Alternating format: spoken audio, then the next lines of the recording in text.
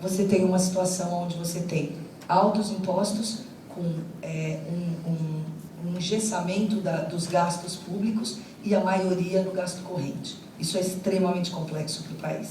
Estrutura econômica do Brasil, acho que já foi mais do que comentado aqui pelo meu colega, pelo Eduardo. Eu vou passar rapidamente esses quadros. É importante se dizer que o PIB per capita do Brasil é extremamente razoável. Se você pensar que o Brasil é um país que trabalhou o seu mercado doméstico de uma forma à inclusão, tendo hoje uma dinâmica muito mais voltada para dentro dele, isso o protegeu da crise de 2008 bastante forte, mas hoje ele tem que fazer uma outra dinâmica de país, até porque ele precisaria ter muito mais investimento, ter muito mais crédito e custo para esse crédito do que ele tem hoje se ele quiser continuar crescendo pelo mercado doméstico. As exportações dos bens e serviços, é claro que aí demonstra que os outros países em desenvolvimento, ou os países dos quais estamos falando aqui, são mais voltados à exportação do que o próprio Brasil é, o que mostra que nós temos uma grande margem para negociação e para melhorar nessa parte. O Brasil não precisa só exportar mais, ele pode importar mais, desde que ele negocie melhor esse arcabouço que ele tem, por ter esse mercado doméstico que pode fazer o consumo. Bom, acho que aqui estão os quiprocós do Brasil, sem dúvida nenhuma o custo do Brasil tem a ver com os impostos, o tamanho do governo e a burocracia do Brasil, que ou você resolve essa parte ou todo o resto escorre pela mão da gente, é como se fosse uma água escorrendo. Todos discutem isso há muitos anos, mas não se vê uma eficácia nas soluções desses problemas, que sempre existiram, e que, por incrível que pareça, não foram tão importantes no segundo governo do Fernando Henrique e no primeiro governo do Lula. Por que eles estão tão importantes hoje? Porque você teve um momento onde você tinha espaço para continuidade de melhorias em termos de microeconomia, que não foi continuado. E certamente em termos de macroeconomia, que são as reformas que nós comentamos, como previdenciária e tributária. Bom, flexibilidade externa, certamente o Brasil tem muito, e aí se tem essa questão, se o Brasil é um triplo B na moeda estrangeira e um A- na moeda local, e a maioria do seu endividamento está no mercado doméstico, por que você tem um rating menor para a parte externa?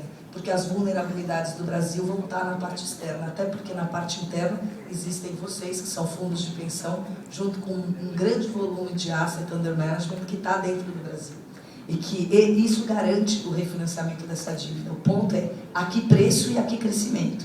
Enquanto na parte externa, a conta corrente está negativa, sendo financiada por investimento internacional direto, o que nos dá um certo conforto, mas que se você não resolver o arcabouço de investimento, isso não vai continuar acontecendo e você vai ter que procurar como resolver isso. Claro que tendo praticamente 400 bilhões de dólares na conta de reserva, você tem um certo conforto na parte externa. Aí todo mundo fala de novo, então por que o triplo B para a moeda estrangeira e o A- para a moeda local?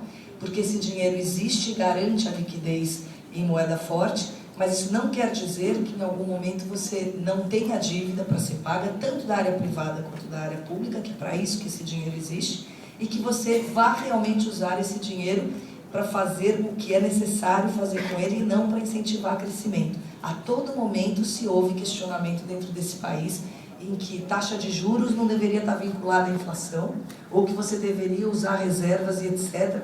para melhorar a condição da economia. Não é assim que funciona. Entendeu? Se você não fizer do jeito certo a coisa certa, ela não vai ter resultado positivo, ao contrário, você consome o que você tem e não faz o resultado positivo que você gostaria de ter. Então as reservas existem, têm sido usadas como devem ser usadas, mas os questionamentos têm existido em relação a isso, e nós não podemos garantir que ter reservas é não ter dívida. Isso é completamente diferente. Eu vou dar um exemplo para vocês. Botsuana, que é um exemplo que eu sempre uso nas minhas palestras, é o país A, na moeda estrangeira e na moeda local, que é um grau de investimento extremamente bem estabelecido. E é A porque tem zero de dívida.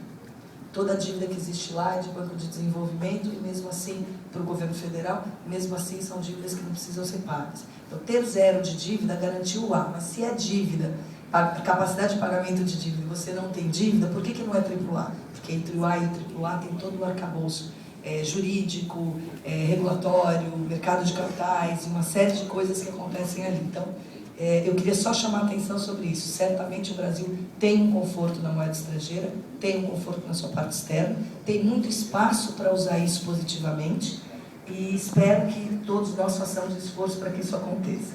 Bom, aqui no final eu só coloquei algumas previsões que a gente tem para o fechamento do Brasil. Queria dizer que no começo do ano nós começamos 2014 com uma previsão de crescimento de 3,2%, que foi recalibrada para 2,5% e virou 3% em 2015.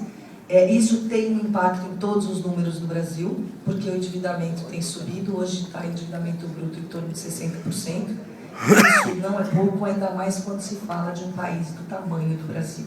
Os números nominais do Brasil são enormes. Nós estamos falando de um país de alguns trilhões, e isso faz com que quando você fala em 60% do PIB endividado, são muitos trilhões também. Hoje você está recebendo em torno de 60 bilhões de dólares em investimento internacional direto para o Brasil, que é coisa de 70% do valor total que vai para mercados em desenvolvimento. E nós estamos falando de uma dívida do Brasil que a maioria está interna, com 17% estando hoje na mão de pessoas internacionais. 60% do PIB do Brasil, façam uma conta em relação ao quanto a gente está discutindo de capital estrangeiro que poderia vir para o Brasil. Eu vou parar por aqui, não sei se atendeu